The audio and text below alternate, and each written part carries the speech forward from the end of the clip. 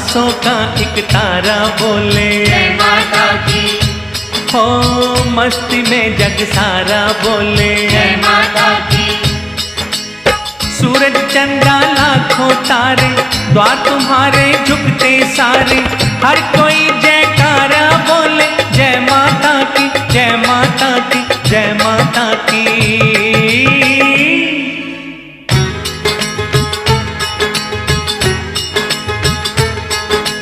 सांसों का एक तारा बोले जय माता की, हो मस्ती में जग सारा बोले जय माता की, जय माता की गाए जा, आगे कदम बढ़ाए जा। जय माता की गाए जा, आगे कदम बढ़ाए जा।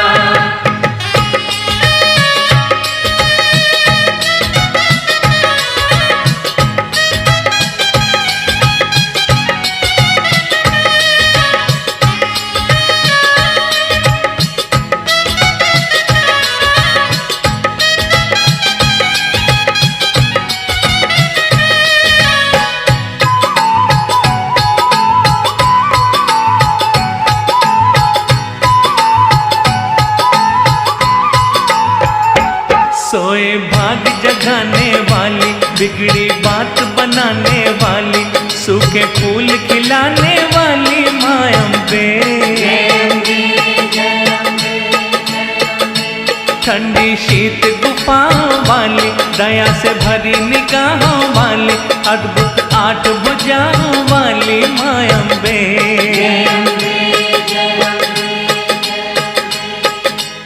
ज्योति का उजियारा बोले जय माता की, जय माता की, जय माता की।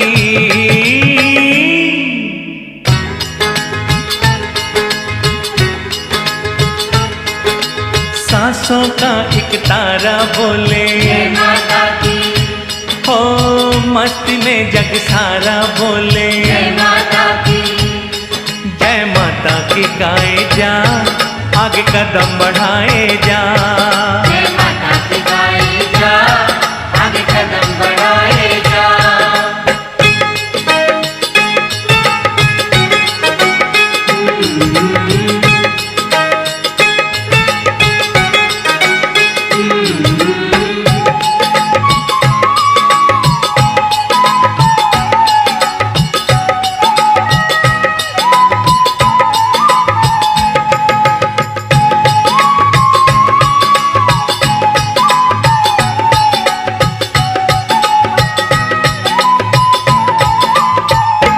अकबर जिसके द्वार पे आया और सोने का छतर चढ़ाया, महादयालु है महामाया माँ अम्बे।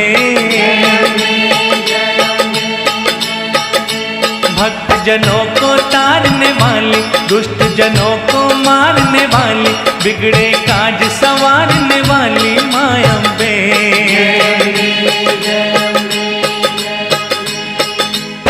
गंगा की रसधारा बोले जय माता की, जय माता की, जय माता की।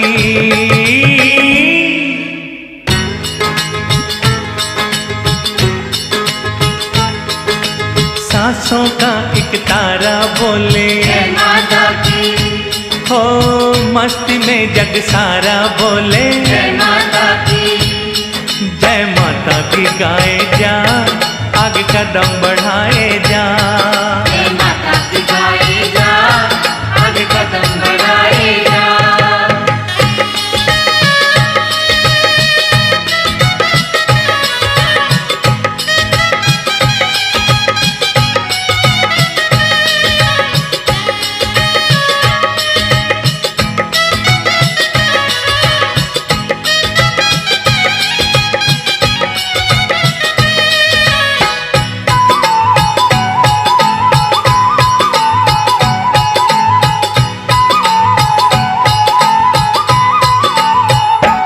जिसकी धरती जिसका अंबर, जिसकी रचना सात समंदर, बसी हुई कण कण के अंदर माँ अम्बे। जिसकी है ये धूप और छाया, जिसने ये ब्रह्मांड रचाया, मौज में आके पलटे काया माँ अम्बे।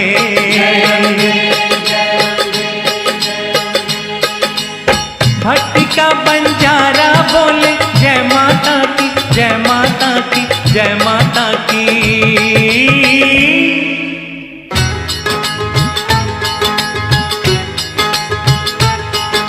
सांसों का एक तारा बोले जय माता की, हो मस्ती में जग सारा बोले जय माता की। सूरज चंदा लाखों तारे द्वार तुम्हारे झुकते सारे, हर कोई जयकारा बोले जय माता की, जय माता की, जय माता की।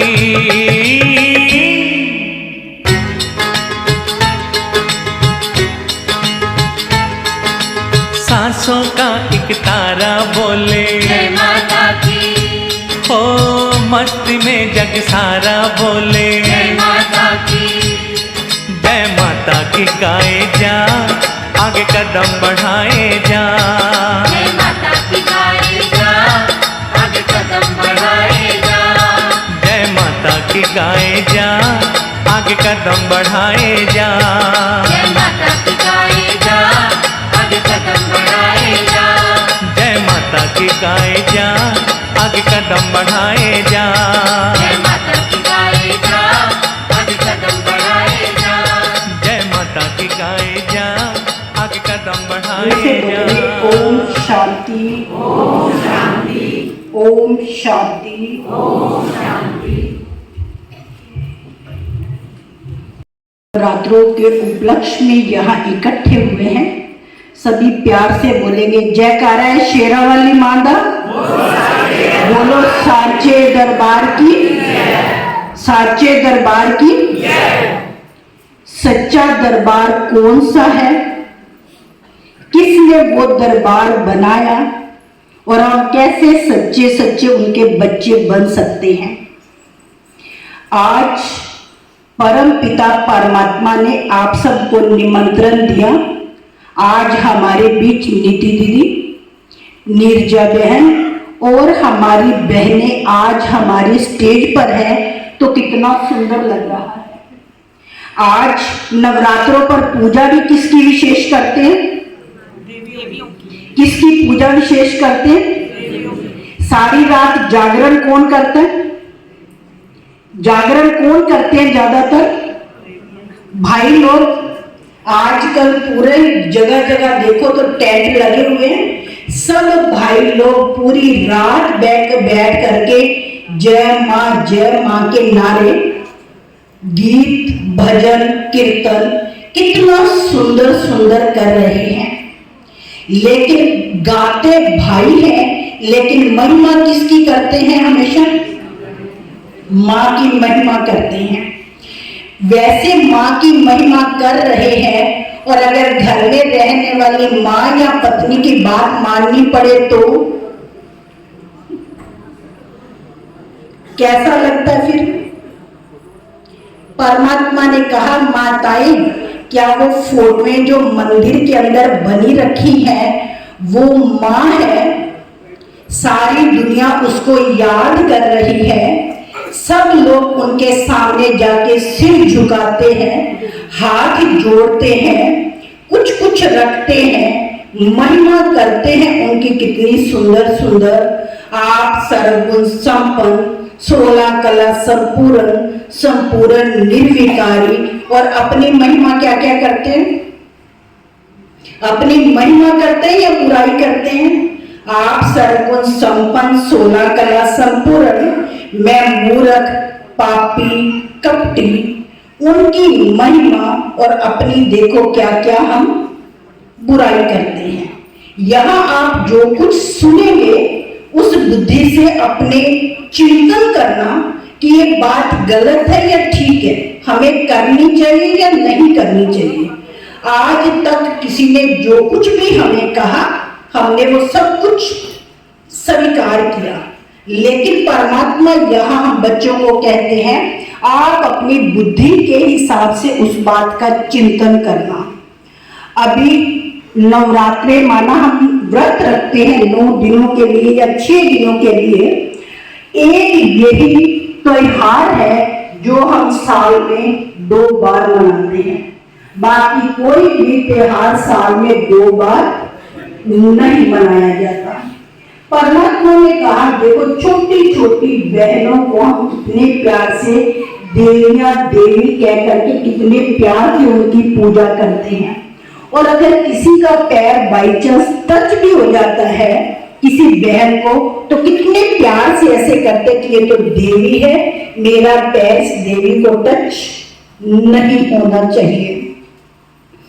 आज शेर के ऊपर सवारी दिखाई, अभी बैठी हुई बहनें देखेंगे आपको कि जागरण में भी हम देखते हैं शेर के ऊपर बैठी हुई बहन है और नकली शेर कपड़े पहन के कोई भाई आ जाता है तो छोटे छोटे बच्चे भी डर जाते हैं, वो बोलते हैं शेर आया।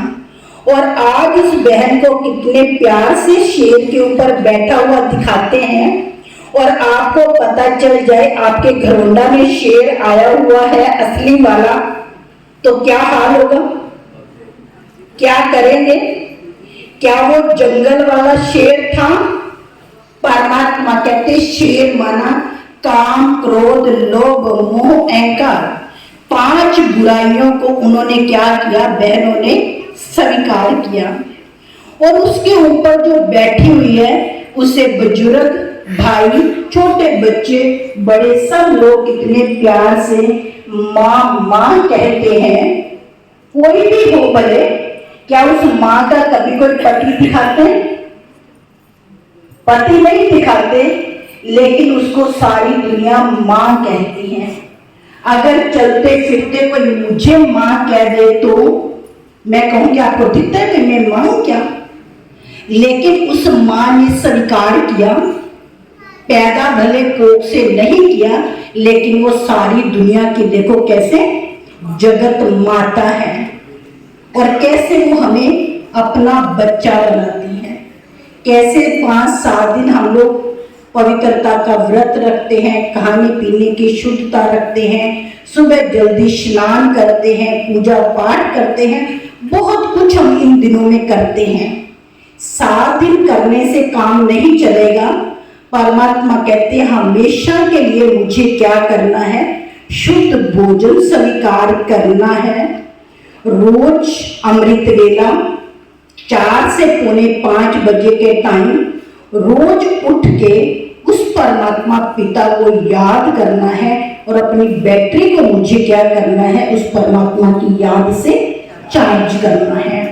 मंदिर जाते हैं तो सबसे पहला काम हम चप्पल उतारते हैं, ठीक है, उतारते हैं और जाती क्या करते हैं, अंदर जाते ही हाथ जोड़ते हैं और आंखें कस के क्या कर लेते हैं, हम बंद कर लेते हैं।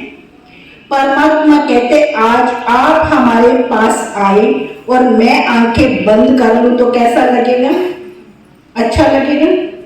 या मैं आंखें खोल के बैठी और आप सारी आंखें बंद करो तो अच्छा लगेगा? लगेगा? नहीं लगेगा। परमात्मा कहते हैं आप भले मंदिर जाओ लेकिन जाने के बाद भी वहां बड़े प्यार से अपनी आंखों को खोलो और जो सामने मूर्ति बनी हुई है उनको बड़े प्यार से आप देखो। इनका चेहरा कितना हर्षित मुख है, आंखों से देखो तो लगता है मुझे ये प्यार कर रही है, फेस से देखो तो लगता है मुझे देख कि ये देवी माँ मुस्कुरा रही है, हाथ देखो तो ऐसे लगता है मुझे आशीर्वाद दे रही है। परमात्मा कहते जाते हैं तो चप्पल बाहर क्यों उतार के जाते हैं कि आज चप्पल माना गंदी चीज है, बाहर से हम घूम के आते हैं तो अपने घर में भी हम शुद्धता का ध्यान रखते हैं कि ये बाहर वाली गंदी चप्पल है, बाहर उतारो। या फिर और हम मंदिर जाने वाला जो सामान है, पर्स है, बेल्ट है, कुछ मोबाइल का कवर है तो क्या करो, चमड़े का सामान बाहर रख के आओ ताकि आप शुद्धता से मंदिर के अंदर प्रवेश करो। ठीक है, वो बाहर वाली शुद्धता हमने रखी लेकिन मेरे यहाँ जो ईर्ष्या, द्वेष, घृणा, मेरा तेरा बुद्धि के अंदर इतनी सारी फालतू गंदगी भरी हुई है, क्या उसको कभी सोचा कि बाहर रख करके अंदर जाए? सोचा कभी? परमात्मा कहते ये भी शुद्धता है। जब मैं मंदिर जाऊं तो मुझे क्या करना है, वो बाहरी शुद्धता के साथ साथ इस मन के अंदर जो वेस्ट थॉट है या किसी के प्रति कुछ कुछ भाव भावनाएं हैं, मुझे क्या करना है, वहां बाहर रख के हल्के होकर के जाएंगे तो तभी मेरी आत्मा को शांति मिलेगी और खुशी मिलेगी। नहीं तो अंदर गए, जो कुछ अंदर था वो वही का वही रहा और फिर वापिस आ जाते हैं। मैं एक छोटी सी बात और आपको सुनाती हूँ कि बहनें, आज हम व्रत रखते हैं, 7 दिन नवरात्रे रखेंगे, तो छोटी छोटी कन्याओं को अपने घर बुलाती हैं। जब वो बहनें आती हैं तो हम कहते हैं ये देवियां आई हमारे घर, ठीक है। और थोड़ी देर के बाद पूछते हैं आपके घर कौन कौन आया, तो कहते हैं कि रामलाल की पोती थी, एक श्यामलाल की पोती थी, ठीक है। जब घर आई तो तब हमने क्या संस्कार किया उनको, ये देवियां हैं। तब मेरी मन की भावनाएं क्या थी और 1-2 घंटे के बाद मेरी भावनाएं कैसे बदल गई। परमात्मा कहते नहीं, अपनी भावनाओं को हमेशा हमेशा शुद्ध रखना है। बहनें शिव शक्तियां हैं, उस शिव से संबंध जोड़ा, उस शिव से शक्ति ली, तो तभी परमात्मा कहते तुम सारे बच्चे कौन हो, हम शिव शक्तियां हैं। उस शिव को हमने पहचाना है और शिव से शक्ति ली। आप सारे बोलो कौन है, शिव शक्तियां हैं। और हम उस परमात्मा पिता को याद करके, शक्तियां लेकर के अपने घर को क्या बनाएंगे, मंदिर बनाएंगे और हम रहने वाली उस घर के अंदर देवियां होंगी। तो मेरा घर कितना सुंदर स्वर्ग बन जाएगा और उस घर के अंदर प्यार, खुशी, शांति की शक्तियां कितनी सारी उस घर के अंदर फैलती रहेंगी। आज हम सब यहाँ यही मनाने के लिए, पर्व मनाने के लिए आए हैं। बहनों की विशेष बहुत सारी महिमा है, वो अभी नीति दीदी आपको बहुत सारी बहनों की महिमा विस्तार के अंदर सुनाएंगे कि बहनों को ही कितना पावरफुल बनना है। वो बहनें पहले हम आप ही थे, कहा आप कुछ नहीं कर सकती, घूंघट निकाल लो, घर में काम करो, बस इतनी बाउंड्री में रहे। लेकिन उन्हीं बहनों को शिव ने शक्ति दी, बहनों को पहचान दी कि आप सब कुछ कर सकते हो। अभी महिंद्रा मैडम देखो स्कूल के प्रिंसिपल थे, कोई लेक्चरर है बहने, कोई कल्पना चावला है बहने, कोई डॉक्टर है, कोई नगर पालिका प्रधान है। वही बहनें क्या से क्या काम करती हैं। और अभी परमात्मा ने स्वर्ग का गेट खोलने की चाबी भी बहनों को दी है। वो बहनें फिर से क्या करेंगी, इस दुनिया को, इस घर को फिर से हम सब मिल करके परमात्मा के सहयोगी बनेंगे और घर घर को स्वर्ग बनाएंगे। इन्हीं शब्दों के साथ मैं अपनी वाणी को विराम देती हूँ। ओम शांति, ओम शांति, ओम शांति। संगीता दीदी जी, हम सभी के बीच में शिव शक्तियां, वो देवियां आ रही हैं जिनका हम सभी आवाहन कर रहे हैं। आप सभी भी उन देवियों का दर्शन करेंगे, वेलकम करेंगे।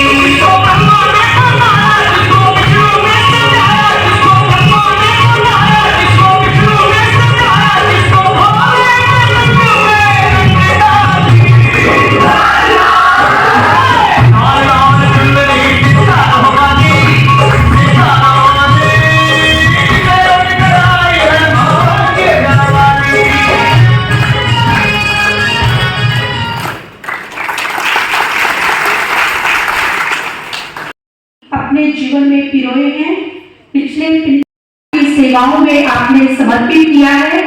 सोशल सर्विस विंग के कृष्णा दीदी जी के साथ आप जोनल कोऑर्डिनेटर के रूप में अपनी सेवाएं दे रहे हैं। आर्ट एंड कल्चर विंग के आप मेंबर हैं। भारत के अनेक स्थानों पर जैसे मैसूर, सिंगरौली, बेंगलोर, फरीदाबाद, दिल्ली, मुंबई, महाराष्ट्र, सोलापुर, कानपुर, यूपी, गुजरात, गुवाहाटी, असम, तिनसुकिया, शिवसागर, मद्रास से लेकर के कन्याकुमारी तक अनेक स्थानों पर सोशल सर्विस विंग की ओम शांति, ओम शांति, ओम शांति, ओम शांति। शांति के सागर सर्व शक्तियों के दाता विधाता वरदाता भाग्य विधाता की प्रिय संतान मंच पर आसीन मेरी मीठी प्यारी बहनें और सभा में उपस्थित आत्मीय बंधुजन भाई और बहनें, आज हम सभी यहाँ पर बहुत ही सुंदर आदि शक्ति शिव शक्तियों का गायन करने, उनका चित्रण करने, उनका वर्णन करने, उनके सानिध्य का अनुभव करने पहुंचे। विचार करने योग्य बात यह है कि हम सभी भारतवासी हैं और भारतवासी होने का गर्व हम महसूस करते हैं। एक भारत देश और भारत देश की संस्कृति जहां हर दिन त्योहार है, हर दिन खुशियां अपार हैं, ऐसी भारतीय संस्कृति में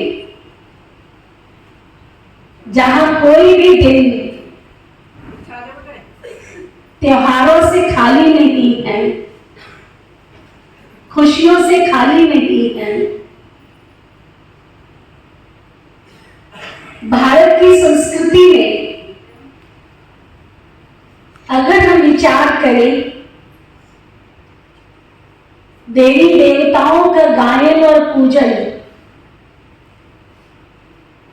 तो विचार करने योग्य, गहन चिंतन करने योग्य, जो हमें लगता है कि संसार में जब जब अधर्म बढ़ा, दुख और अशांति बढ़ी, संसार में विकारों की कालिमा बढ़ी, चरित्रहीनता, पापाचार, भ्रष्टाचार, अनाचार का जब जब चारों तरफ बोलबाला हुआ, उस अधर्म का नाश करने के लिए, शत्रुओं का हनन करने के लिए, असुरों को नाश करने के लिए शिव शक्तियों को अवतरित होना पड़ा। तो विचार करने योग्य बात यह है, संसार की सर्वोच्च शक्ति स्वयं भू परमपिता परमात्मा शिव है, जो कल्याणकारी है, दुख हरता है, सुख करता है, गति सदगति के दाता है, संसार में जन जन की आशाओं वाले, मनोकामनाओं को पूर्ण करने वाले मनकामेश्वर हैं। लेकिन ऐसी सर्वोच्च शक्ति जिसकी महिमा में गाते हैं,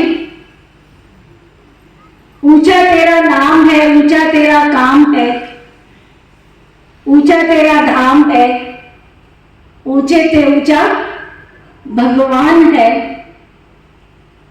वो शिव, वो सदा कल्याणकारी।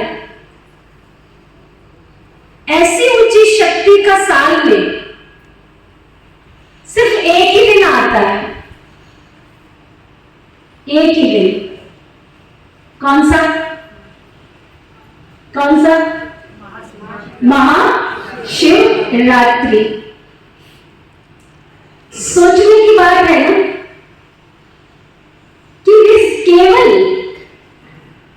और एक केवल साल में एक दिन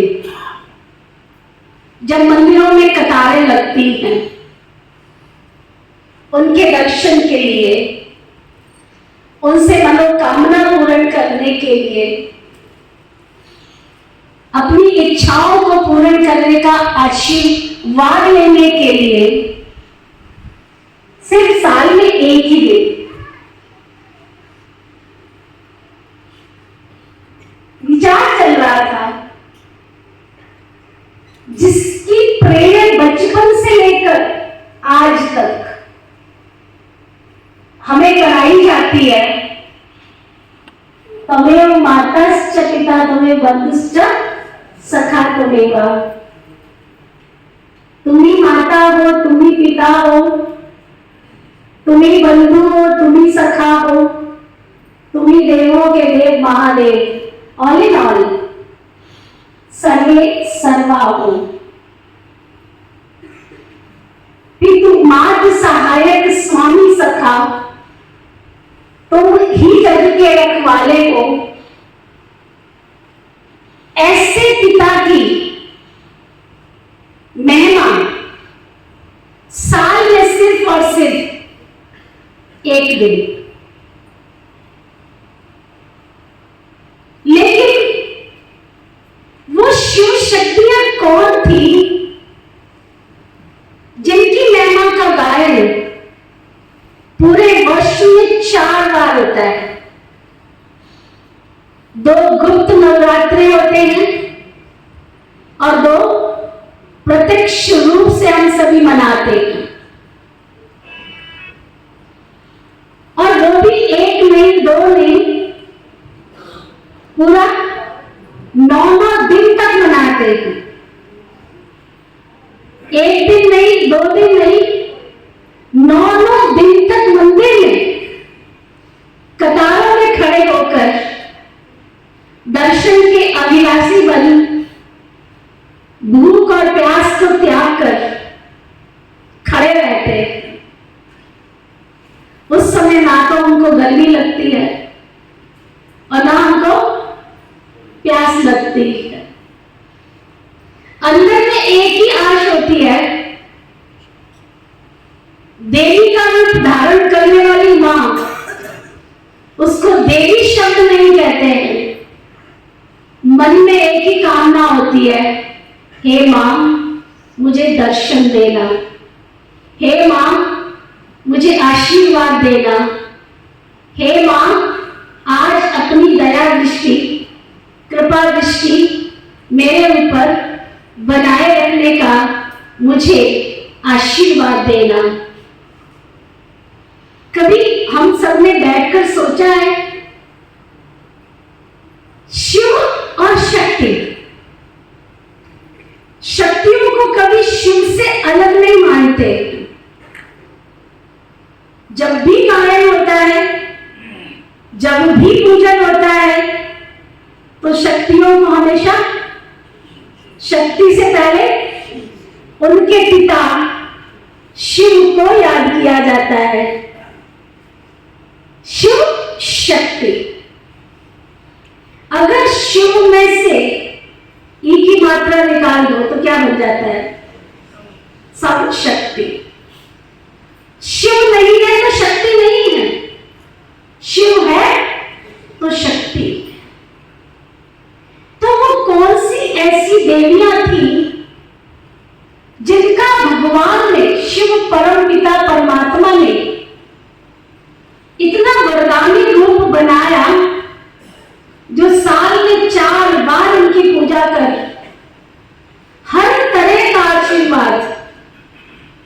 उन देवियों से हम लेते हैं।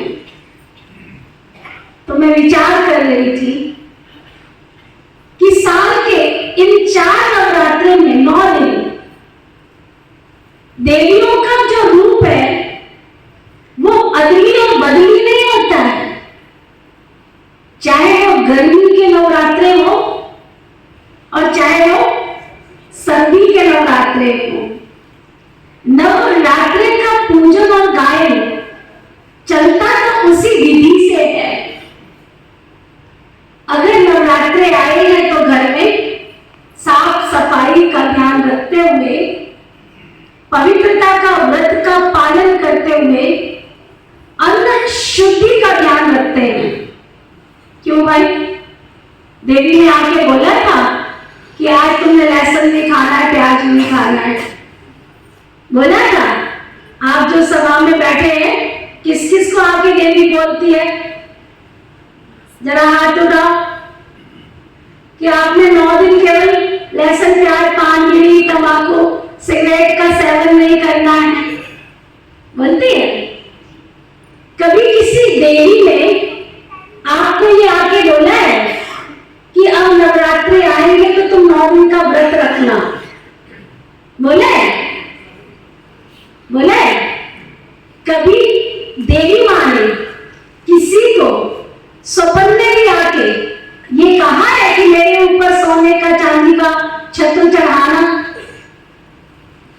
कभी मांगनी की है उसने? की है? हाँ, नहीं किया ना? कभी किसी देवी ने आपको ये आके निवेदन किया है कि आप मेरे मंदिर में मेरे को पूजने के लिए जरूर आना, मेरे आगे नतमस्तक जरूर होना, और जब आओ तो नारियल जरूर लेके आना, है ना? छोटी सी चुनरी भले हो लेकिन लाल कलर वाली जरूर लेकर आना। ऐसे बोला है कभी किसी ने? अगर किसी को बोला हो तो कोई हाथ उठाओ। हाँ, बोला है? तो ये जो मान्यताएं चली आ रही है कि देवी को हलवा पूरी खाना है, क्यों भाई? 9 दिन तुमने व्रत रखा और उसके बाद देवी को 9 दिन के बाद 1 नहीं, 2 नहीं, 3 नहीं, सारा शहर बेचारी उन दिनों में कन्याओं की शामत आ जाती है। खा खा खा रज के खा। हाँ? क्यों भाई? कौन सी देवी ने आके बोला कि मुझे हलवा पूरी खिलाना, मैं तुम्हारी हलवा पूरी से ही खुश होंगी? जरूर इन सबके पीछे स्पिरिचुअलिटी है, इन सबके पीछे आध्यात्मिकता है। जब नवरात्रि का पहला दिन आता है, उस पहले दिन के आने से पहले हम तैयारी करते हैं। अपने घर में एक स्थान बनाते हैं जहां देवी के स्वरूप को सामने रखते हुए कलश की स्थापना करते हैं। शुद्ध कलश जिसको गंगा जल से भरा जाता है, और ऐसा कलश स्थापित करके वहां पर खेती की जाती है। खेती है ना, जौ की खेती की जाती है। वास्तव में जो कलश है, उस कलश के अंदर गंगा जल का जो वास्तव में आध्यात्मिकता है कि परमपिता परमात्मा जो शिव है, हम सब ने सुना है कि जब समुद्र मंथन हुआ था तो उस समुद्र मंथन में सबसे पहले क्या निकला था? क्या निकला था? हलाहल विष निकला था। विष भी नहीं, लेकिन विष का जो अंतिम रूप है, जिसका कोई तोड़ नहीं है संसार में, ऐसा हलाहल विष निकला था। और वो विष भी किसी शिव शक्ति को भगवान ने नहीं कहा कि तू आके पी ले, किसी देवता को नहीं कहा कि तू आके पी ले। भगवान दयालु कृपालु, उन्होंने क्या किया? उस सारे विष को पी लिया और वो नीलकंठ महादेव कहलाए। विचार करने की बात है कि जब इस संसार में चारों तरफ विकारों का जहर, बुराइयों का जहर फैल जाता है, ऐसी बुराई, ऐसी संसार की चरित्रहीनता, भ्रष्टाचार, पापाचार, दुराचार का अंत करने की शक्ति केवल केवल केवल एक उस परमपिता परमात्मा के अंदर ही है। उसका एक लॉजिक है। परमपिता परमात्मा स्वयं भूम है, विश्व रचयिता है, विश्व जगत नियंता है। परमात्मा को अपना शरीर न होने के कारण ये सारी चीजें उनको प्रभावित नहीं करती हैं। परमात्मा एक ऐसी शक्ति है जो अशुद्ध चीजों को सामने रखो तो अशुद्ध चीजें प्रतीक है हमारी बुराइयों का, हमारी कमियों का, हमारे विकारों का। इन विकारों का अंत करने के लिए अब किसी भी व्यक्ति को अगर ताकत देनी है, कभी आपने देखा होगा कि जब हम बीमार हो जाते हैं तो डॉक्टर सीधा डायरेक्ट आपको ताकत की दवाई नहीं देता है। पहले क्या करता है, जो आपके अंदर रोग है, जो रोग के कीटाणु हैं, उन कीटाणुओं को निकालने के लिए ट्रीटमेंट शुरू करता है और उसके बाद फिर वो टॉनिक देना शुरू करता है, जिससे बॉडी उस टॉनिक को ऑब्जर्व करे, जिससे वो कीटाणु दोबारा शरीर में प्रवेश ना करे। तो जब समुद्र मंथन हुआ तो उस समय देवताएं, उसमें से पहले हलाल विष निकला, लेकिन बहुत सारे रत्न निकले, घोड़े, हाथी, हीरे जवाहरात, बहुत सारी चीजें निकली।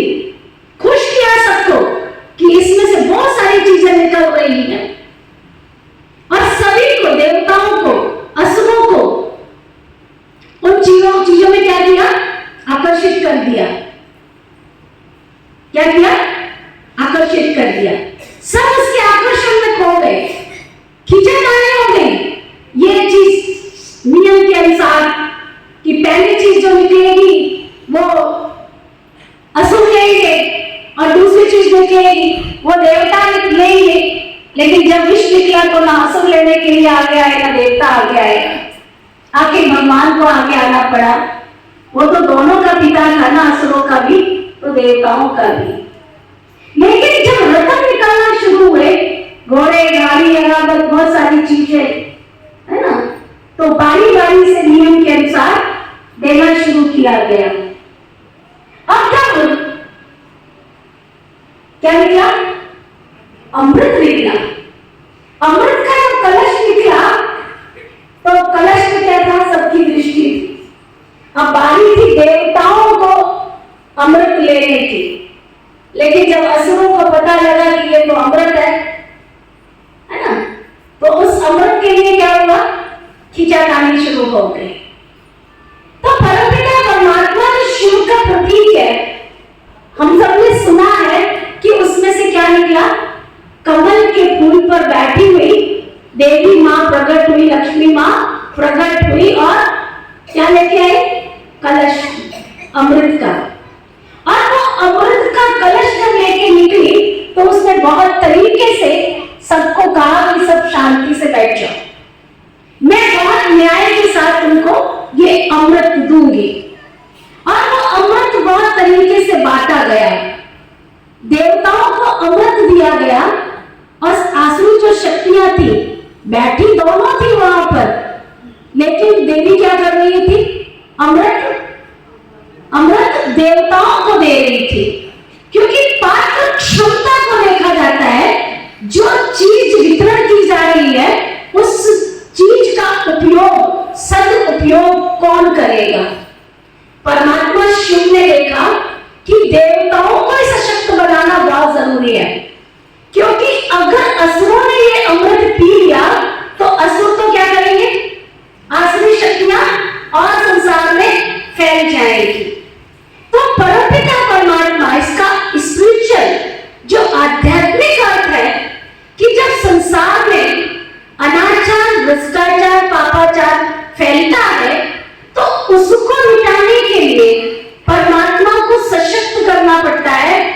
उन्होंने देव कुल की आत्माओं को, परमात्मा वो देव कुल की आत्माओं को ज्ञान का अमृत देते हैं, जिससे ज्ञान अमृत पी करके आत्माएं सशक्त और शक्तिशाली बन जाती हैं। और वो शक्तियां, अब एक अकेली लक्ष्मी तो उस अमृत का पान दूसरों को नहीं करा सकती है ना, तब परमपिता परमात्मा ने अपने दिव्य स्वरूप को लक्ष्मी देवी के साथ साथ अनेक देवियों को असुरों का संहार करने के लिए प्रकट किया, इसलिए वो कहलाई शिव शक्तियां। लेकिन इसके साथ साथ जब हम 9 देवियों की पूजन और गायन की ओर जाते हैं, तो बड़ी सुंदर और विचार करने योग्य बात है कि पहला दिन आता है देवी का शैलपुत्री के रूप में। अब आप सोचो, गायन है कि हिमालय की पुत्री कौन थी? शैलपुत्री। क्या हिमालय में ताकत है कि वो पुत्री को पैदा कर लेगा, चलने वाली शक्ति को? हाँ? जब मनुष्य आत्माओं की बुद्धि, हिमालय चूंकि संसार की ऊंची चोटी है और हम सभी मनुष्य आत्माएं शिव की संतान है, इसलिए हम भी सर्वोच्च शक्ति है। लेकिन जब हमारी बुद्धि पत्थर के समान हो जाती है, सत्य और असत्य को समझने की क्षमता खत्म हो जाती है, उस सत्य और असत्य को समझने की शक्ति को धारण करने के लिए घर में पहले कलश को स्थापित किया जाता है, यानी ज्ञान अमृत के रूप में उस कलश को स्थापित किया जाता है। और जैसे जैसे, इसलिए आप देखो कि शैलपुत्री की जब पूजा होती है तो एक केवल पिंडी रूप रखते हैं, कोई उसमें आंख नाक कान इस तरह का कुछ नहीं, एक पिंडी है ना, पुत्री के रूप में उसको दिखाते हैं। तो जैसे वो ज्ञान का अमृत का पान करती है, उसकी बुद्धि पत्थर बुद्धि से क्या बनती है? प्यूरिटी की शक्ति, पवित्रता की शक्ति उसके अंदर आती है। इसलिए दूसरी देवी को क्या कहते हैं? ब्रह्मचारिणी। ब्रह्मचारिणी देवी के रूप में आप देखेंगे 2 शब्द जुड़े हुए हैं, ब्रह्मचारिणी। ब्रह्म परमात्मा को संबोधित होता है और ब्रह्मचर्य जो पवित्रता को संबोधित होता है। जो मनुष्य आत्माएं ज्ञान का चिंतन करती हैं, ज्ञान के अमृत का पान करती हैं, वो आत्माएं ब्रह्मचारिणी अर्थात ब्रह्मचारिणी का रूप शिव शक्ति के रूप में बदल जाती है। आप देखेंगे धीरे धीरे तीसरा रूप जो देवी का है, चंद्रघटा। जैसे जैसे मनुष्य आत्माएं ज्ञान के अमृत का पान करती हैं, ब्रह्मचर्य व्रत का पालन करती है, शुद्ध अन्न को ग्रहण करती है, नियमित सत्संग करती है, तो उनके मस्तक पर तेज चमकने लगता है। अब आप सोचो कि एक तरफ है शक्ति का रूप और दूसरी तरफ देवी के मस्तक पर चंद्रमा का आकार दिखाया जाता है। परमात्मा शक्ति देते हैं, इसका मतलब क्रोध करने की शक्ति नहीं, शीतलता की शक्ति। किसी के भी जीवन को अगर परिवर्तन करना है, अगर आप किसी चोर को ऐसे बोलेंगे ना, तू तो बड़ा चोर है ना, वो कभी चोरी को नहीं छोड़ेगा, कभी चोरी को नहीं छोड़ेगा। जब आप उसको बोलेंगे अरे तू तो बहुत साहूकार है, तू तो कभी चोरी कर ही नहीं सकता, तेरी तो क्वालिटी ऐसी लगती है कि तू चोरी को तो देख भी नहीं सकता, उसके अंदर की इमोशंस, उसकी फीलिंग्स क्या काम करेगी? अरे ये सामने वाला तो मुझे बड़ी ऊंची भावना से देखता है, अगर इसने मुझे चोरी करते देख लिया तो ये क्या करेगा? ये तो ठीक नहीं है। धीरे धीरे उसकी इमोशंस में चेंजेस आएंगे, कौन से? कि आज से मुझे चोरी नहीं करनी है।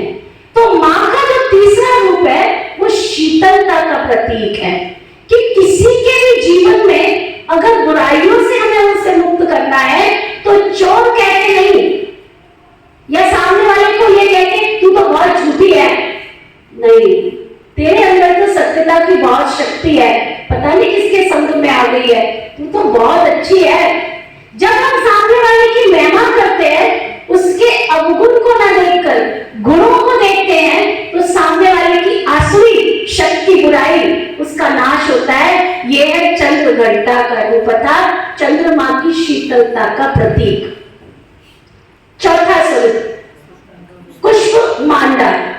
कुष्मांडा को समझा जाता है कि जब देवी अपने उस स्वरूप में आती है तो कुष्म एक उसको कहा जाता है, जो घास की चौपड़ी नहीं होती है, त्याग का प्रतीक। जो देवियां हैं उन देवियों के अंदर त्याग की प्रवृत्ति, परमात्मा को याद करके शीतलता की शक्ति के साथ वो अनासक्त भाव से इस संसार में अपना जीवन यापन करती है। इसलिए दुनिया में कहा जाता है त्याग ही भाग्य है। जहां त्याग होता है वहां भाग्य स्वतः ही सामने आता है। तो देवी के उस त्याग का स्वरूप दिखाया कुष्मांडा। फिर देवी का अगला स्वरूप है स्कंद माता। हमने 4 स्वरूपों को देखा कि वो शैलपुत्री, ब्रह्मचारिणी, चंद्रघटा, कुष्मांडा। लेकिन जब स्कंद का रूप आया तो उसके सामने एक टाइटल जुड़ गया। क्या बोलते हैं उसको? देवी बोलते हैं। अभी तक हम बोल रहे थे ब्रह्मचारिणी देवी, कुष्मांडा देवी, चंद्रघटा देवी, शैलपुत्री देवी। जब स्कंद का रूप आया, शक्तिशाली स्वरूप आया, तो हमने उसको क्या बोला? मां। संसार में कहा जाता है कि मां बच्चे का पहला गुरु होती है। जो शिक्षा मां अपने बच्चे को दे सकती है वो अड़ोसी पड़ोसी इवन मासी भी नहीं दे सकती है। इसलिए मां का जो रूप होता है वो ममता का स्वरूप होता है, वो प्यार का स्वरूप होता है, वो वात्सल्य का स्वरूप होता है। गुण धारण करने से, शक्तियों को धारण करने से व्यक्ति के जीवन में नम्रता का विकास होता है, प्यार का विकास होता है। वो उसका स्वरूप बन जाता है मां। वहां से मां का स्वरूप पैदा होता है स्कंद। स्कंद का स्वरूप होता है शक्तिशाली। वो मां जो अंधेरे में भी उजाला प्रकट कर सकती है, जो मां एक निर्जीव व्यक्ति में भी जान डाल सकती है। मां जैसी दूसरी चीज इस संसार में ना तो पहले कभी थी और ना भविष्य में कभी होने वाली है। इन 4 गुणों को धारण करते करते वो स्कंद माता बन जाती है, मां का स्वरूप बन जाती है। और फिर आता है अगला स्वरूप कात्यायनी। अर्थात जीवन में आने वाले विकार चाहे कितने भी बलशाली परिस्थितियां क्यों ना आ जाए, कितने भी असुर क्यों ना आ जाए, जो दुनिया में सुनाया जाता है कि असुर प्रकट हुए और मां ने कात्यायनी रूप धारण किया। कहने का मतलब जैसे जैसे वो मां का स्वरूप बनती है तो मां का मतलब ये नहीं है कि वो अबला बन जाती है। मां का स्वरूप ये नहीं है कि वो कमजोर बन जाती है। मां का मतलब ये नहीं है कि वो नारी का स्वरूप धारण करके, मां का स्वरूप धारण करके कोई कमजोर बन गई है। नहीं, यत् नारीस्तु पूज्यन्ते रमन्ते तत्र देवता। वहां से देवताओं का वास शुरू हो जाता है। इसलिए दिखाया कि ऋषि वाला पवित्रता का प्रतीक, कि जो घर में रहते हैं, गृहस्थ में रहते हैं, उन आत्माओं में भी पवित्रता की शक्ति का वो मां संचार शुरू कर देती है। इसलिए उसका कात्यायनी स्वरूप दिखाते हैं। फिर आता है काल रात्रि। काल रात्रि का मतलब दिखाते बहुत भयंकर सा रूप है ना। उसमें दिखाते हैं ऐसा जो कहानियों में सुनाते हैं, जब चरम सीमा पर पहुंच जाता है अपने विकारों की, आसुरी शक्तियों की चरम सीमा पर पहुंच जाता है, भौतिक सुविधाओं के साधनों में लिप्त हो जाता है, तो उसकी बुद्धि गधे के समान हो जाती है। लेकिन ऐसी गधे जैसी बुद्धि को शास्त्रों में गधा स्वरूप दिखा देते हैं, जिसको नीच तरह, जिसको कहा जाता है ना, गधे को इतना भी अकल नहीं होता है। अगर इसका श्रृंगार कर दो, मिट्टी फेंकेगा तो क्या करेगा? मिट्टी फेंकेगा तो क्या करेगा? लौटना शुरू कर देगा। इसलिए शास्त्रों में दिखाया कि ऐसी तमो प्रधान बुद्धि जब मनुष्यों की हो जाती है, गधे जैसी बुद्धि जिसको राइट और रॉन्ग की पहचान नहीं होती है, उस दैवी स्वरूपा शक्ति को अपना एक शक्तिशाली रूप इमर्ज खर्च करके उस तमो प्रधानता वाली, उस कमजोर वाली बुद्धि को सुंदर बनाना होता है। उस सुंदरता के प्रतीक को काल रात्रि का स्वरूप दिया गया है। फिर आता है महागौरी। इन सब चीजों को करते करते आपके घर में अगर चारों तरफ गंदगी है, अगर आप सफाई कर रहे हैं, नहा धो के तैयार होके आपने सफाई प्रारंभ की, जब आपके घर की सफाई हो गई, शाम को आपकी शक्ल कैसी होती? कैसी होती? सुबह वाली होती है। सफाई करने के बाद कैसी हो जाती है? हाँ, काली पीली नीली जैसी भी है। मिट्टी सारे घर के किसके ऊपर आ जाती है ना? घर तो साफ हो जाता है, लेकिन घर की मिट्टी सब हमारे ऊपर आ जाती है। तो फिर हम क्या करते हैं? फिर हम स्नान करते हैं। महागौरी का स्वरूप जब इतनी सारी दुनिया के असुरों का नाश करते करते, आसुरी शक्तियों को खत्म करते करते, उन चीजों का जो प्रभाव खत्म किया, परमपिता परमात्मा की वो महादृष्टि उस दैवी शक्ति पर पड़ती है, तो इन गुणों को धारण करने से उसके अंदर सुंदर स्वरूप आ जाता है। जैसे कहते हैं ना, सूर्य जब चमकता है अपनी लालिमा को लेकर और उसके सामने अगर काला व्यक्ति भी खड़ा हो तो कैसा होता है? उसके चेहरे पर भी सूर्य की किरणें तेज अपना डाल देती है। तो ये तो परमपिता परमात्मा की शक्ति उस दैवी स्वरूपा शक्ति में जाती है, तो उसका महागौरी यानी सुंदर स्वरूप प्रकट हो जाता है। इसलिए उसको गौरी के रूप में आप देखो कैसा दिखाते हैं उसको। पहले जो आपके इतने दिन गए, 1 दिन 2 दिन 3 दिन 4 दिन 5 दिन 8 दिन, 8वें दिन हम उस देवी को क्या दिखाते हैं? बहुत सुंदर सजा हुआ, 16 श्रृंगार किया हुआ महास्वरूप दिखाते हैं। उस परमात्मा की दिव्य शक्ति पढ़ने से हमारे अंदर की ओज, हमारे अंदर के गुण, हमारे अंदर की शक्तियां संपूर्ण विकसित हो जाती है और समाज को एक नई दिशा मिल जाती है उस शक्ति के स्वरूप में। वो महागौरी अर्थात उज्ज्वलता का प्रतीक है, संपन्नता का प्रतीक है, और जिसके पास संपन्नता होगी वही सामने वाले व्यक्ति को संपन्न बना सकता है। फॉर एग्जाम्पल, आपके घर पर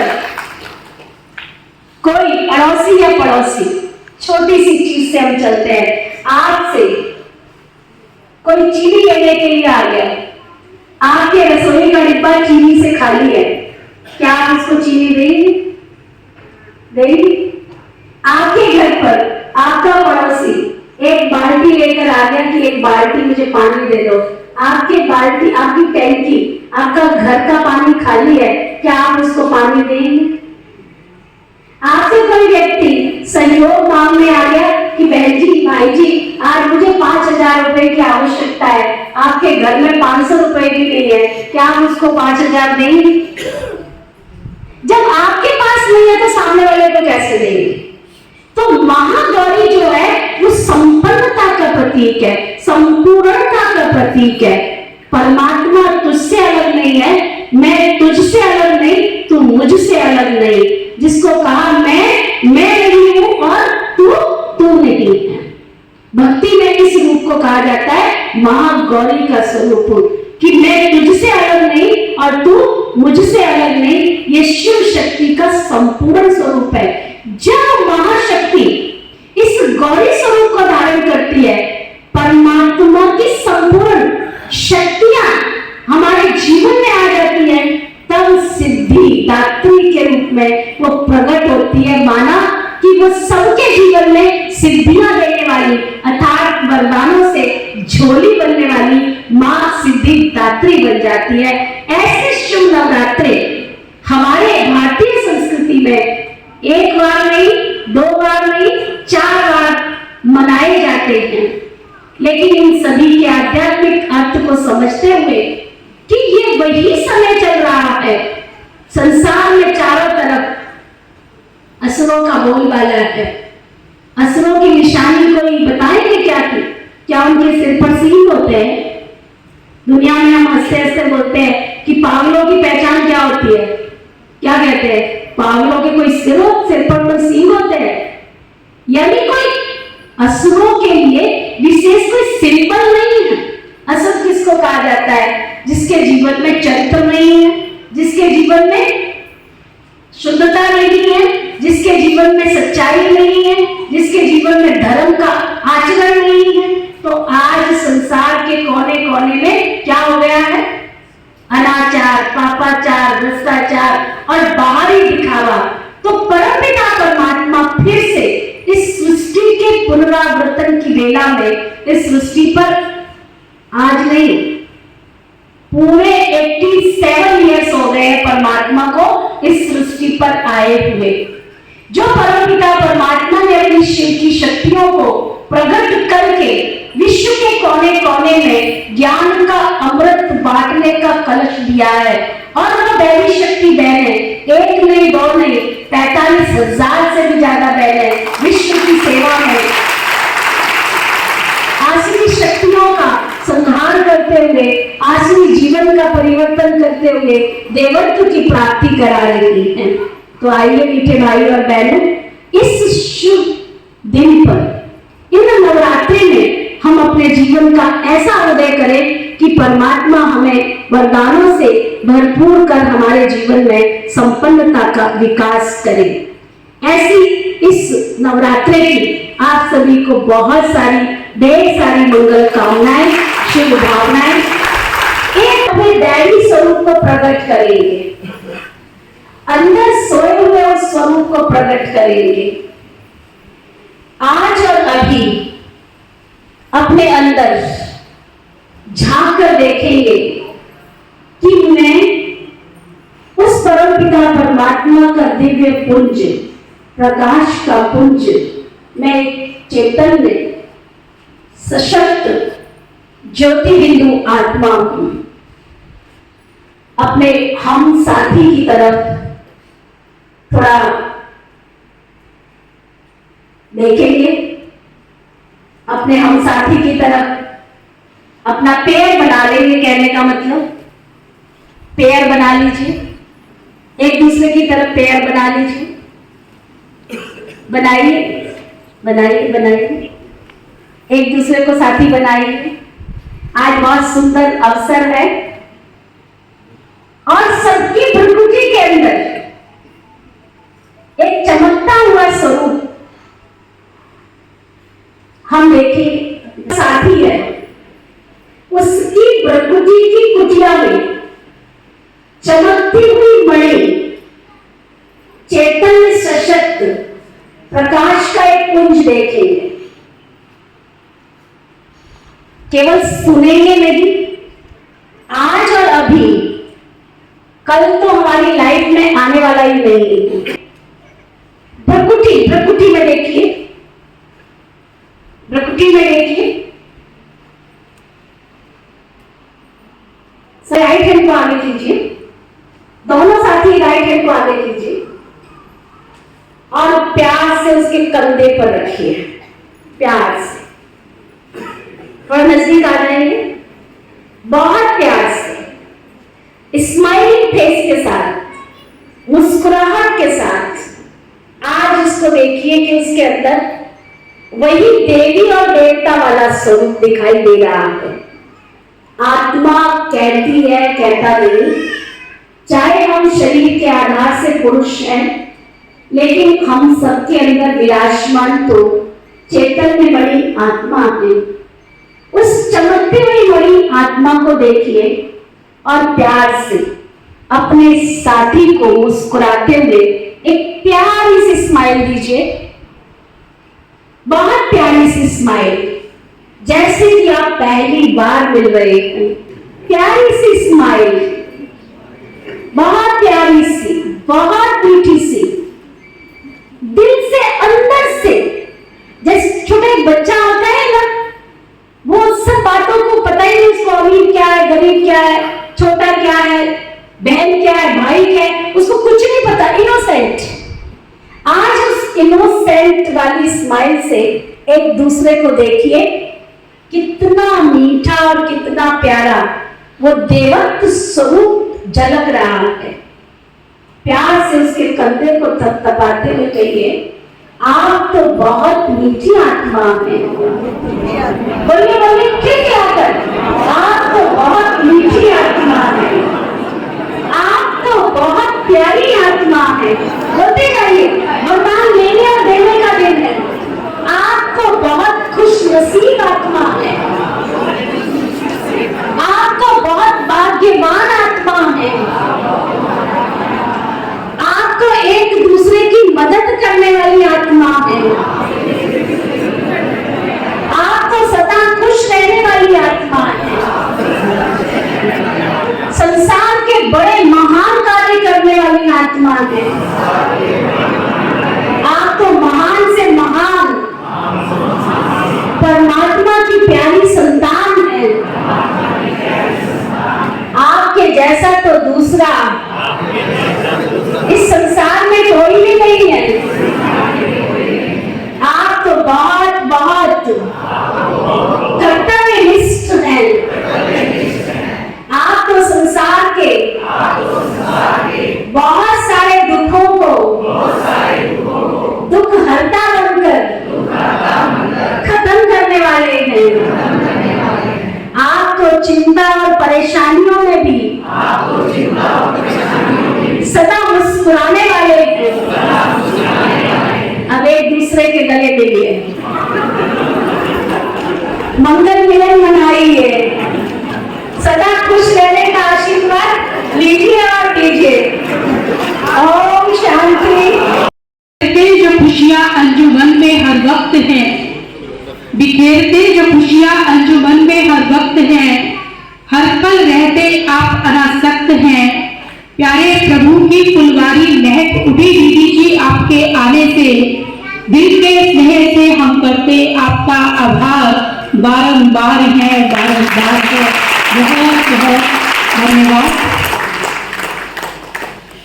हम सभी के बीच में चुप जी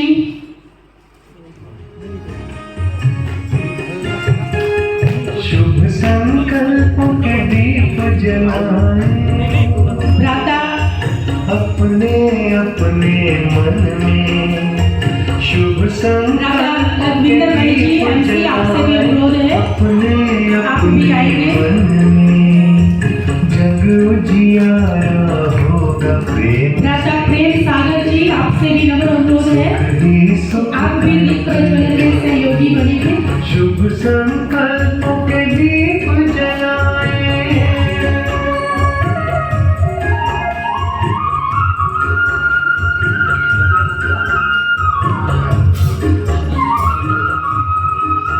भ्राता अजय सिंगला जी, विकास सिंगला जी, भ्राता प्रेम सागर जी भी कृपया दीप प्रज्वलन में हमारा सहयोग देंगे।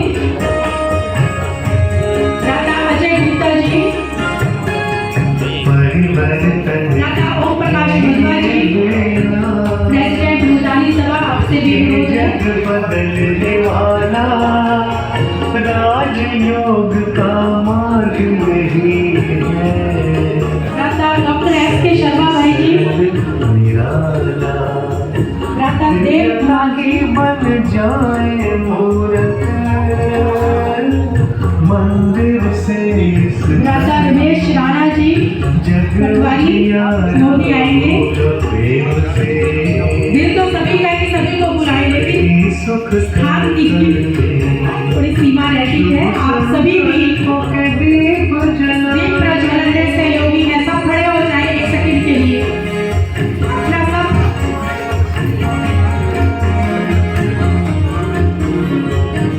अपनी अपनी लाइट को ऑफ कीजिए अच्छे से।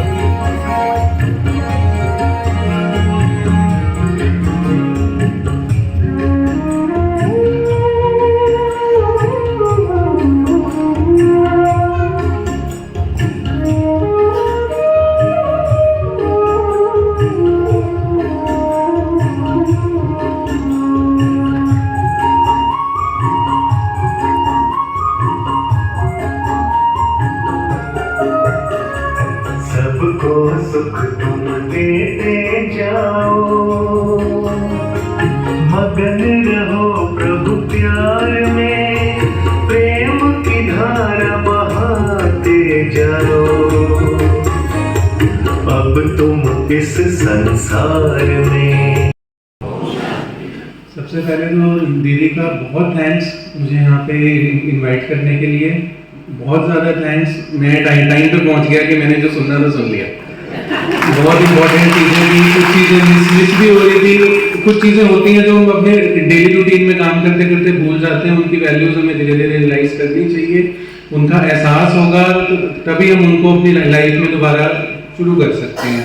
त्योहार है, त्योहार इसीलिए होते हैं कि जो चीज़ें हम भूल चुके हैं, हमारे पेरेंट्स ने हमें सिखाई हैं, वो आगे हमने किस तरीके से अपनी अगली जनरेशन को सिखानी है, अगली पीढ़ी को सिखानी है, और उन चीज़ों को अपनी आम जिंदगी में किस तरह से हमने इस्तेमाल करना है, किस तरह से अप्लाई करना है।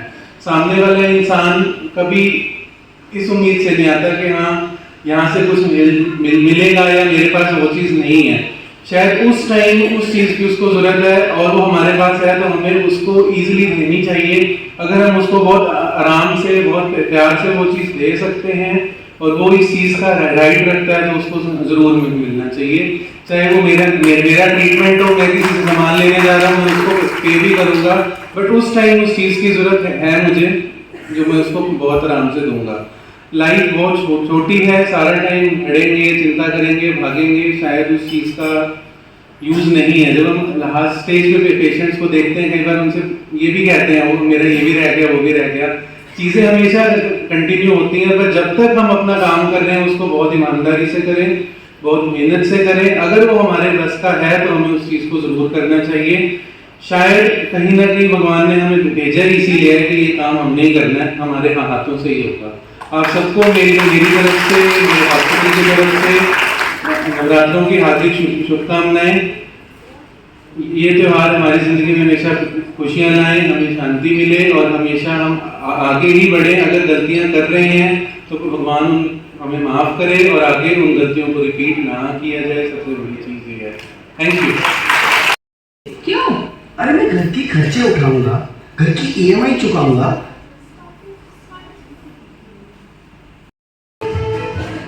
क्या बात है रोहित, आज बड़ी जल्दी में हो? अरे तुम्हारी सोनोग्राफी रिपोर्ट आई है ना। रिपोर्ट से क्या होता है? बेटा हो या बेटी, बस स्वस्थ होना चाहिए। बेटा ही होगा। अरे मैंने तो अपने बेटे का नाम भी सोच लिया है, सनी, सूरज की तरह चमकता रहेगा। और अगर बेटी हुई तो? नहीं बाबा नहीं, मुझे बेटी नहीं चाहिए। क्यों? अरे मैं घर की खर्चे उठाऊंगा, घर की EMI चुकाऊंगा या उसके दहेज के लिए पैसा बचाऊंगा। अरे जमाना बदल गया है, आने वाले टाइम में दहेज वहेज का चक्कर ही नहीं रहेगा। सब कहने की बातें हैं, आजकल का माहौल देखा कितना खराब हो गया। अरे ऐसे माहौल में बेटी को संभालना आसान है क्या? तुम ऑफिस जाती हो, मैं ऑफिस जाता हूँ, पीछे संभालेगा कौन? अरे कुछ ऊंच नीच हो गया तो जमाने को क्या मुंह दिखाएंगे? ओफो, मेरे मम्मी पापा भी तो जॉब करते थे, उन्होंने भी तो मुझे संभाला है। पहले जमाना और था, ज्वाइंट फैमिली होती थी। अरे सोलो फैमिली में लड़की को पालना आसान है क्या? नहीं, मुझे टेंशन नहीं चाहिए। रोहित, आप पढ़े लिखे होकर भी ऐसी बातें कर रहे हो? पढ़ा लिखा हूँ तभी ऐसी बातें कर रहा हूँ। सारी उम्र स्ट्रगल करके यहाँ तक पहुंचा हूँ, अब बेटी का बोझ सिर पे लेंगे तो बच्ची कुछ ही जिंदगी भी स्ट्रगल में गुजारनी पड़ेगी। आप बेटी को बोझ क्यों समझ रहे हैं? आजकल लड़का लड़की में फर्क ही क्या है? फर्क है, लड़का लड़का होता है और लड़की लड़की। लड़का वंश बढ़ाता है और लड़की टेंशन।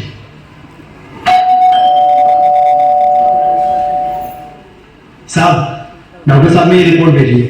ओह, रिपोर्ट आ गई? बताना क्या है रिपोर्ट में?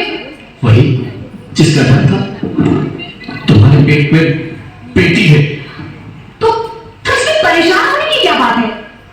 मैं तो बेटी ही चाहती थी। पर मैं नहीं चाहता ना बेटी, मुझे नहीं चाहिए बेटी। मस्ती क्यों नहीं, आजकल बेटी को पालना, पढ़ाना, शादी करना सब बहुत मुश्किल है। रोहित, मैं संभालूंगी। हाँ, मैं डबल मेहनत करूंगी, पर प्लीज रोहित ऐसा मत करो, प्लीज रोहित ऐसा मत करो।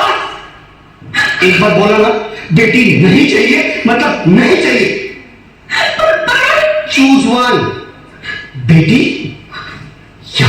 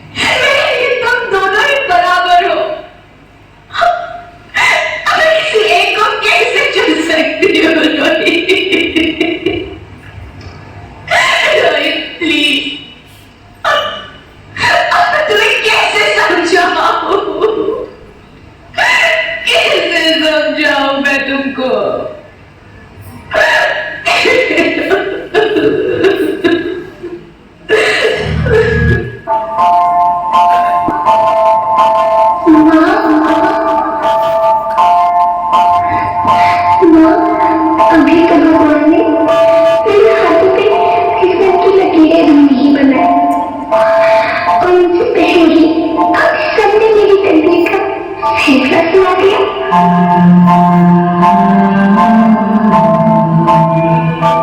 माँ, मुझे जी लेने दो।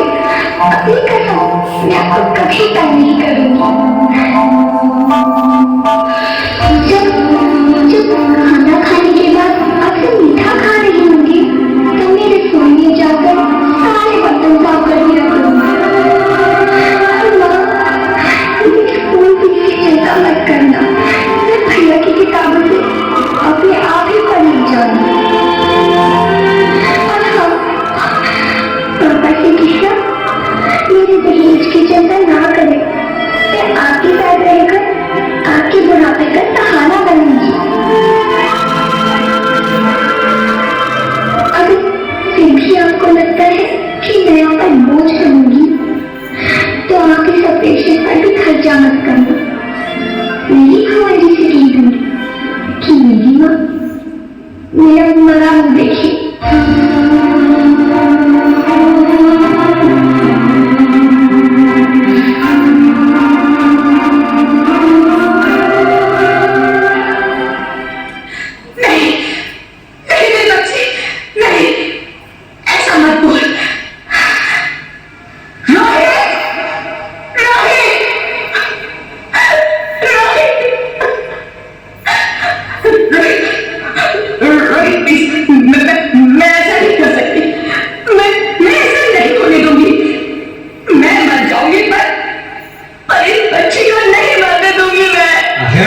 है तो मजा, मैं बच्ची को नहीं होने दूंगा।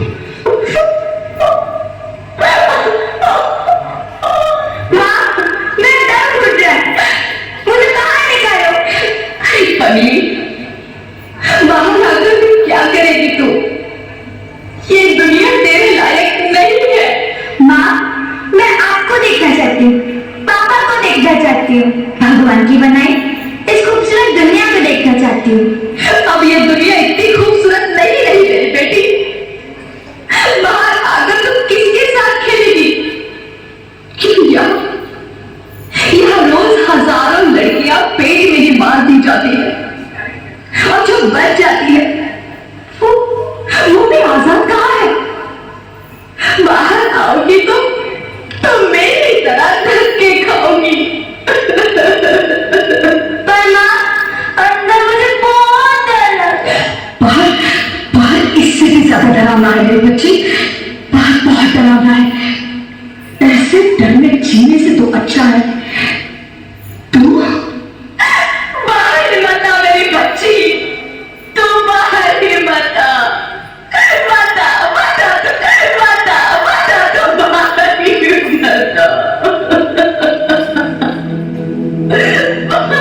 अंगना में जैसे धूप की चिड़िया, अखियों में ऐसे रूप तेरा गुड़िया, साथी न संगी कोई, सखी न सहेली,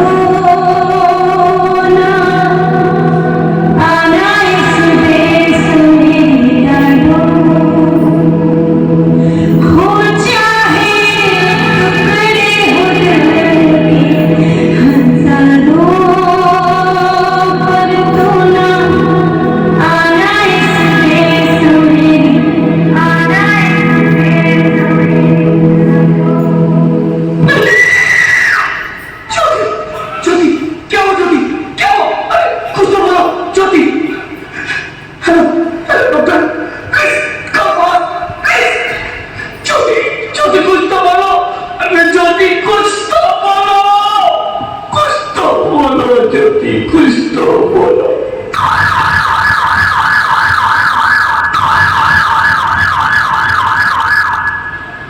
sorry mister Rohit, she is dead. Jyoti तुम ऐसा नहीं कर सकती, तुम मुझे छोड़ के नहीं जा सकती। अरे मुझे बेटा नहीं चाहिए, मुझे तब चाहिए, मुझे तब चाहिए। ज्योति तुम मुझे छोड़ के नहीं जा सकती, नहीं जा सकती, मुझे छोड़ के नहीं जा सकती, तुम मुझे छोड़ के नहीं जा सकती।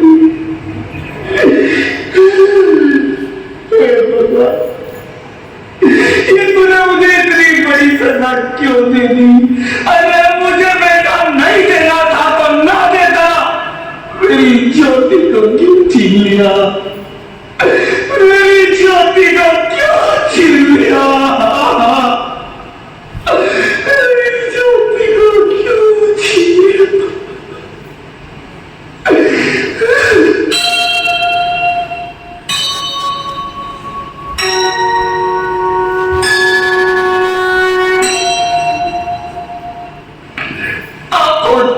मैं बेटी हूँ।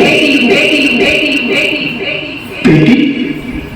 हाँ, मैं ही लक्ष्मी हूँ, मैं ही सरस्वती, मैं ही दुर्गा हूँ, मैं ही काली, मैं ही शीतला भी हूँ और मैं ज्वाला भी, मैं ही पार्वती हूँ और मैं ही संतोष और मैं ही हूँ अन्नपूर्णा। आप?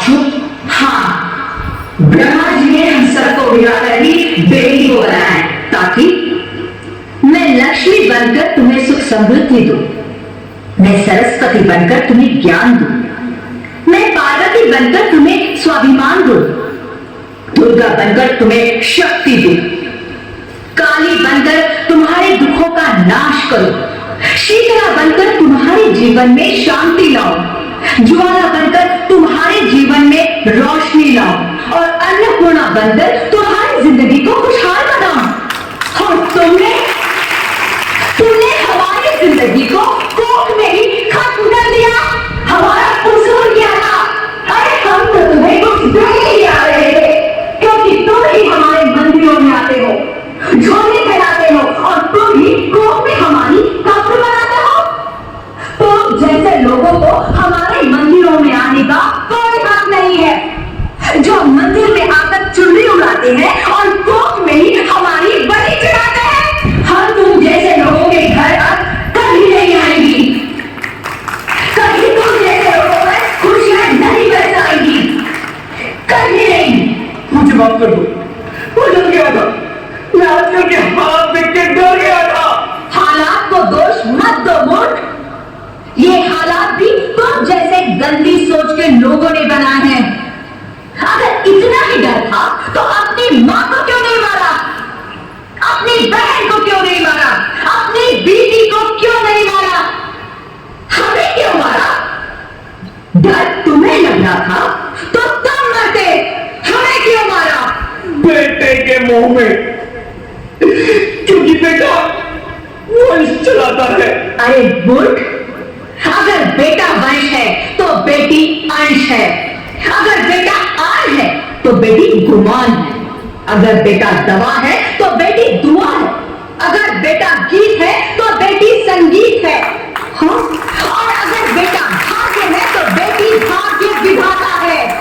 यहाँ सबको माँ चाहिए, बहन चाहिए, बीवी चाहिए, मगर बेटी क्यों नहीं चाहिए?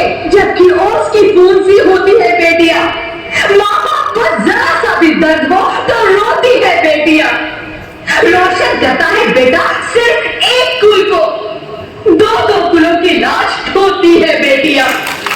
फिर भी किसी को नहीं चाहिए बेटियां। क्यों नहीं चाहिए बेटियां? है किसी के पास इस बात का जवाब? बेटियां क्यों नहीं चाहिए?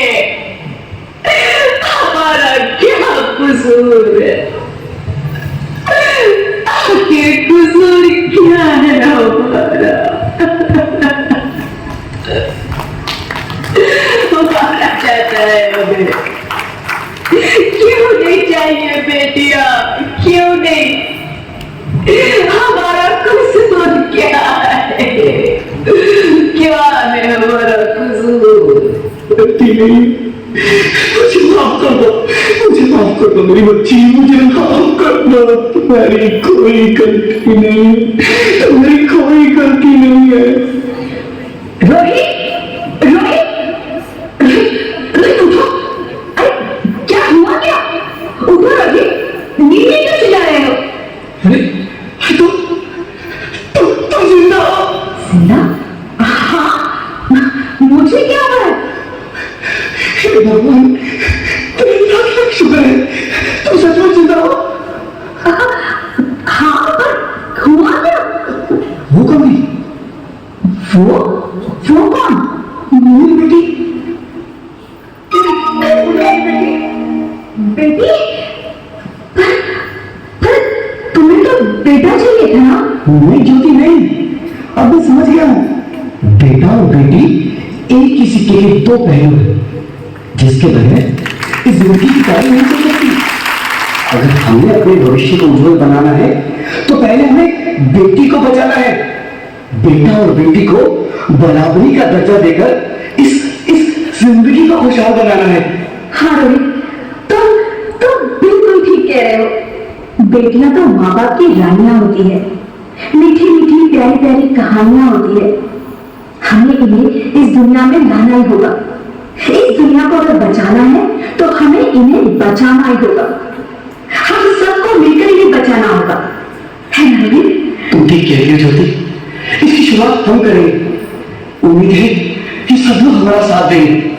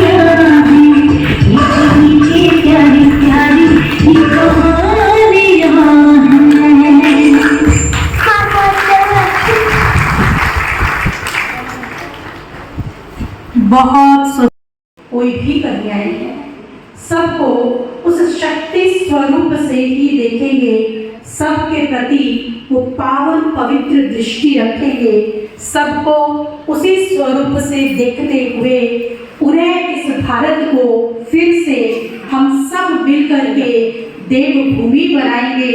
यदि आप सभी ऐसा संकल्प करते हैं तो प्लीज थोड़ा अपना हाथ खड़ा कीजिए।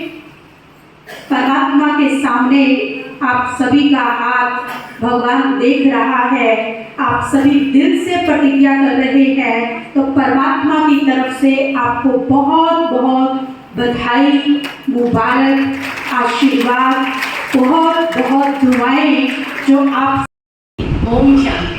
ओम शांति। ये 3 बार बोलना अभी अभी सीखा है, इसलिए मैंने सोचा मैं भी मंच पर आई हूँ तो मैं यहीं से शुरुआत करूँ, क्योंकि अच्छी चीजें हमें शुरू से ही सीख लेनी चाहिए, उनका इंतजार नहीं करना चाहिए, है ना।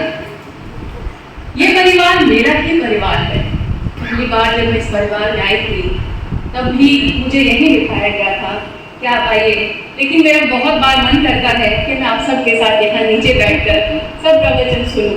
प्रवचन इसलिए कहा क्योंकि मन को मुक्त करने वाले शब्द होते हैं जिन्हें मैं बैठकर साथ में बैठकर सुनती हूँ, और जब सामने से आप नजरें मिलाकर किसी से बात करते हैं तो उन शब्दों का अर्थ ही बदल जाता है। शायद ये सब कुछ आप सब बड़े अच्छे से महसूस कर रहे होंगे जो मैंने नहीं किया, लेकिन जो ध्वनि मेरे कानों में गूंजी, उनके बगल में बैठकर उस ध्वनि ने जो मुझे आनंदित किया, प्रफुल्लित किया, उसे मैं कभी नहीं भूल सकती। और जिसने मेरी आत्मा को भी आज उजागर कर दिया जब मैं अपनी दूसरी बहन के साथ वहां पर खड़ी थी और उनके साथ मैंने अपना संपर्क साधा था, जो मन खुश हुआ, शायद वो आनंद आज तक कहीं नहीं मिला। वो आनंद भी इसी परिवार से मिल सकता है। इसीलिए मैं बार बार इस परिवार में आती हूँ और खुश होकर आती हूँ, प्रफुल्लित होकर आती हूँ। आप मानेंगे नहीं, आज मेरी माता जी मेरे से मिलने आए थे। हर एक बेटी के लिए माँ का घर में आना बहुत ही आनंद करने वाला होता है, लेकिन ये परिवार भी मेरा परिवार है। इस परिवार की प्रफुल्लता, आनंद जो आत्मा को करती है, वो आनंद मेरी माँ से गले मिलकर भी मुझे मिलता है, जो कि दोनों ही आज मेरे साथ हुए। पहले मेरी माँ आई और फिर मैं इस मंच पर बाकी माताओं के साथ आई। लेकिन इन सब बातों में जो बात मैं आपको कहना चाहती हूँ वो ये है कि आज मैंने अपनी माँ को सिर्फ घंटा डेढ़ घंटा ही मिलकर यहाँ आना, या उनसे कहें कि आज्ञा लेकर मैं यहाँ आई, क्योंकि मुझे यहाँ पर आना बहुत अच्छा लगता है। इसलिए आज मैं अपनी माता को भी ये बोल कर आई कि माँ, आज इंतजार करना, आज मैं किसी और परिवार में जा रही हूँ जहाँ मेरी आत्मा, मेरा परिवार जुड़ा हुआ है। हम सभी एक आत्मा से जुड़े हुए हैं। माँ ने मुझे जन्म दिया है, लेकिन जो ज्ञान मिलता है वो हमें ब्रह्म कुमारी, जिन्हें हम ब्रह्म का स्वरूप कहते हैं, उनसे मिलता है। मन आनंदित होता है, प्रफुल्लित होता है, मन को शांति मिलती है। मैंने भी नव दुर्गा के नवरात्रे जो व्रत हैं वो रखे हुए हैं। 4 दिन पहले मेरा मन बहुत उदास और दुखी, और आप कुछ भी कह सकते हैं कि हम जहाँ शांति नहीं पाते वहाँ हम दुखी हो जाते हैं। तो इन 4 दिन पहले मेरी भी आत्मा इधर उधर भटक रही थी और कुछ भी नहीं समझ में आ रहा था कि सब कुछ हो क्या रहा है। दिन होता है, फिर रात हो जाती है, फिर दिन होता है, फिर रात हो जाती है। एक एक दिन करके जिंदगी का निकले जा रहा है। क्या अर्थ है इसका? क्यों हम यहाँ आए हैं? किस लिए आए हैं? इन सभी प्रश्नों के मुझे उत्तर नहीं मिलते थे। लेकिन पहले नवरात्रे वाले दिन जब मैंने अन्न को त्यागा तो मुझे महसूस हुआ कि इस अन्न की कितनी ज्यादा जरूरत है मुझे, लेकिन इस अन्न को त्यागना भी कितना जरूरी है, क्योंकि ये मुझे मदमस्त कर देता है, मुझे अपनी आत्मा से जुड़ने नहीं देता। इसलिए मैंने अपने अन्न को छोड़ा। तो आज चौथे दिन, आज 5वें दिन, 4 दिन से भूखी हूँ, आज 5वां दिन है, तो मन थोड़ा सा शांत हुआ। यानी कि हर चीज के साथ कुछ न कुछ जुड़ा है। व्रत भी किया, उस व्रत ने भी मुझे शांति दी। हो सकता था कि मैं अशांत हो जाती अगर मैंने अन्न छोड़ा तो, क्योंकि मेरी जरूरत है इस शरीर की। लेकिन इस शरीर से जिंदगी नहीं चलती, जिंदगी चलती है हमारी आत्मा से। उस आत्मा की जो भूख है हमें वो शांत करनी पड़ती है, तब जाके हमारा मन शांत होता है, हमारी बुद्धि शांत होती है और अच्छे कार्यों में लगती है। इसलिए हम सबको अपनी मन की शांति के लिए जो भी रास्ता मिलता है उसका अनुसरण करना चाहिए। मुझे रास्ता यहाँ से मिला है, सभी बहनों के साथ जुड़ के, रेणु दीदी जिनका मैं हृदय से धन्यवाद करती हूँ और हृदय से उन्हें बहुत ज़्यादा स्नेह करती हूँ। आप लोगों को इसकी मैं व्याख्या नहीं कर सकती, लेकिन रेणु दीदी की मैं बहुत तहे दिल से, बहुत ज़्यादा स्नेहशीलता से उनका धन्यवाद करती हूँ और उनसे बहुत प्यार करती हूँ। आप सबके बीच आई, आप सभी भी आत्माएं हैं। शरीर मात्र हम सब बैठे हुए हैं, लेकिन आत्माएं कुछ न कुछ ढूंढ रही हैं यहाँ पर। हर एक इंसान कभी कुछ सोचता है कि मेरे घर में वो चल रहा है, कोई सोच रहा है मेरे बिजनेस में चल रहा है, मैं सोच रही हूँ कि कुछ और भी चल रहा होगा मेरे मन में भी, लेकिन व्यक्त नहीं कर सकता कोई भी। लेकिन जहाँ शांति मिलती है उसकी तरफ हर आत्मा खिंच कर आती है। जिस शब्द से हमें शांति मिलती है हम उसका उच्चारण हर एक इंसान करना चाहता है। जब महाशिवरात्रि होती है तो हम लोग बोलते हैं बम बम भोले, बम बम भोले, सब उसमें लीन हो जाते हैं, हमारी आत्मा तृप्त होने लगती है। क्यों होता है ऐसा? क्योंकि वो हमारी आत्मा को शांत करता है, वो हमारी आत्मा का खाना है, वो हमारी भूख को शांत करता है, हमारी आत्मा की भूख को शांत करता है। और ये सब कुछ ज्ञान मुझे यहीं मिला ब्रह्म कुमारी जी के आश्रम में। आज नवरात्रों का दिन है, आप सबको नवरात्रों की बहुत बहुत शुभकामनाएं। लेकिन इन सब चीज़ों के साथ मैं एक वक्तव्य और जोड़ना चाहूँगी, वो ये कि हम सब बोलते हैं कि ब्रह्म कुमारी जी के आश्रम में जा रहे हैं। हम कोई नहीं बोलते कि हम ब्रह्म कुमार जी के आश्रम में जा रहे हैं। यानी कि ज्ञान को मिलता तो सिर्फ नारियों से ही है, यानी नारी शक्ति है और इस शक्ति को हर कोई पहचानता है। एक दिन के लिए घर से बहू चली जाए तो खाने को तरसने लगते हैं, आप कमा कर लेकर आते हैं, सब कुछ देते हैं, कपड़ा देते हैं, हर चीज देते हैं, लेकिन उस घर सिर्फ आपकी पत्नी या आपकी माता या आपकी बहन बनाती है। यानी कि नारी में वो शक्ति है जो हर चीज को उपयोगी बनाती है। आपने तो लाकर चीजें दे दी, लेकिन उसका उपयोग सिर्फ एक नारी आपको समझाती है और करके भी दिखाती है। बच्चे को पैदा करना, उसको बड़ा करना, पालना पोसना और उसको उसके मुकाम तक पहुंचाना, ये सब सिर्फ एक नारी अकेले तो नहीं करती, लेकिन एक नारी करती है, हर एक माता करती है, बिना किसी सहारे के करती है। वो रात को भी जगती है, दिन में भी, और जब उसका बच्चा चला भी जाता है, यानी हम सब भी बच्चे ही हैं, हमें भी हमारी माताओं ने पाला है। आज हम भी उस स्थिति में आ गए कि हम बच्चों को पाल रहे हैं, लेकिन एक माँ का जो दिल है, उसका दिल हर वक्त अपने बच्चे के लिए धड़कता है। आज हम उन्हीं नवरात्रों में हैं, उन्हीं नव दुर्गा को याद करते हैं जिनके हम बच्चे हैं, जिनका दिल भी हमारे लिए धड़कता है। क्यों ना उनको हम सच्चे दिल से और तहे दिल से धन्यवाद करें उन सब चीजों के लिए जो उन्होंने हमें दी हैं। दिया क्या है उन्होंने हमें हमारी बच्चियां दी हैं, जिनका अभी हमने व्याख्यान सुना कि कैसे हमारी बच्चियों के साथ दुराचार होता रहता है, उनका अनादर होता रहता है, उन्हें कोख में ही मार दिया जाता है। इन दुराचारों के पीछे हम कभी नहीं सोचते कि हमारी माँ ने कभी हमें जन्म दिया था, उस वक्त अगर उसने ये सोचा होता कि ये पैदा होने वाला बच्चा मेरी ही जैसी किसी स्त्री को अपमानित करेगा, तो वो उसी वक्त उसका गला घोट देती। लेकिन वो एक इस भावना के साथ उस बच्चे को पैदा करती है कि मेरा बच्चा जो है विश्व में कल्याण का काम करेगा, विश्व में उन्नति का काम करेगा, हर किसी की, ना कि लड़के और लड़की में भेदभाव करेगा, वो आदर करेगा, सम्मान करेगा मेरी स्थिति यानी मेरी जैसी नारियों की, यानी उस नारी शक्ति की, उस बच्ची की जो हर जगह हर घर में है।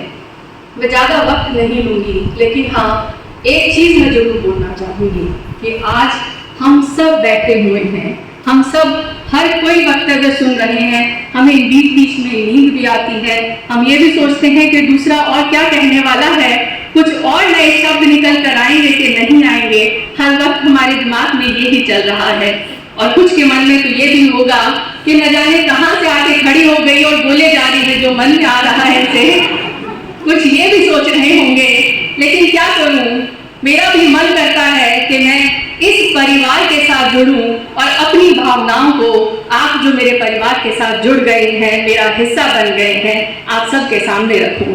इसीलिए मैंने आप सबसे अपने दिल की बात कही और सुनने के लिए आप सबका बहुत बहुत धन्यवाद, बहुत बहुत धन्यवाद।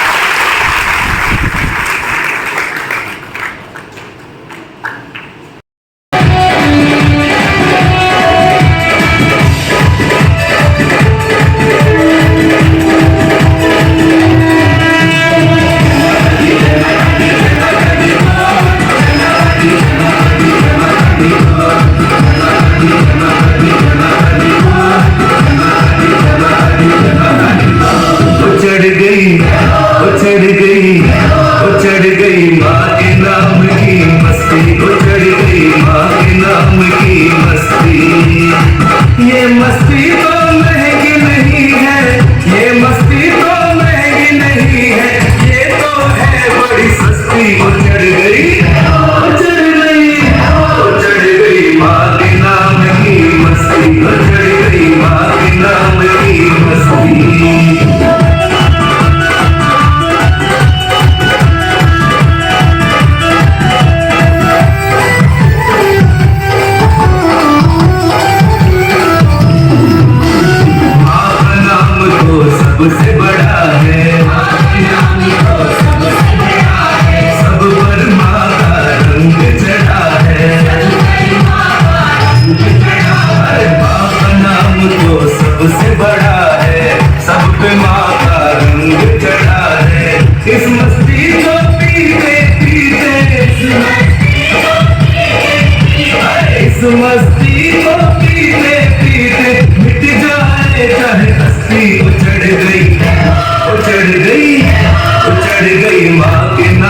की मस्ती।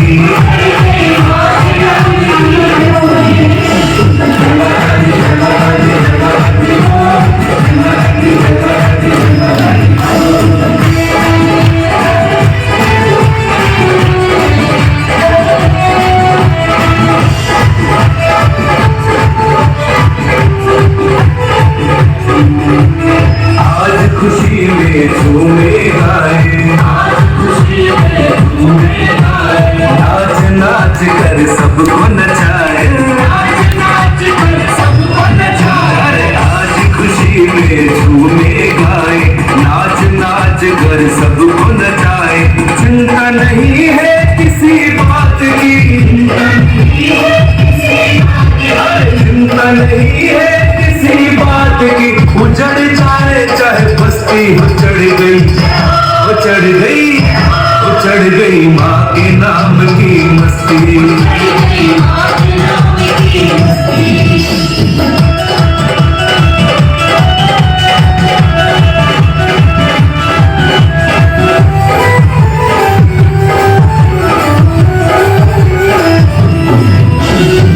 पैरों में अब बांध के घुंघरू, हर पल माँ तेरे नाम को सिमरूं, पैरों में अब बांध के घुंघरू, हर पल माँ तेरे नाम को सिमरूं। भक्ति का तो नशा मधुर है, भक्ति का तो नशा मधुर है, चढ़ के न उतर सकती, उचड़ गई, उचड़ गई, उचड़ गई माँ के नाम की मस्ती।